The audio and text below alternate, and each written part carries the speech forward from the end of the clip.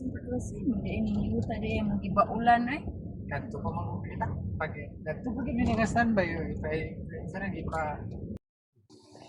Good morning guys. So ito naman nandito tayo sa probinsya.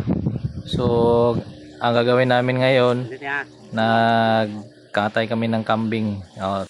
Pagkatapos namin magkatay ng kambing, dito kami sa spring o tubod. Naliligaw kami kasi magano kami mamaya, magpasyal-pasyal sa bundok. So ito sobrang lamig dito guys. So ito naman nature talaga to, wala siyang baga, hindi namin binago yung nature. Ayan, kung nakikita nyo, ang daming puno dyan, kaya sobrang lamig dyan pag ikaw naliligo dyan, ang bilis mong ginawin. So ito pala yung spring na nililiguan namin. So dati nag-aral pa ako ng elementary high school, dito ako naliligo. Sobrang lamig dito guys, at maraming pupunta dito ng mga maglaba tuwing weekend kasi ito lang yung malaking spring sa aming probinsya.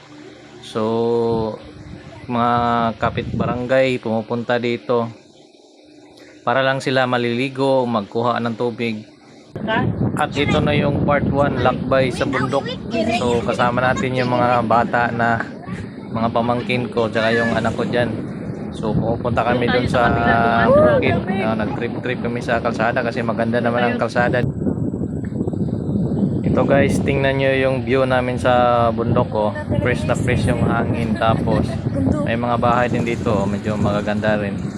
So hindi lang kasi mga taga bundok pangit yung bahay, yung iba kasi ano talaga medyo may kaya maganda yung bahay na yan. Bundok kaya, so mataas na bundok na yan guys.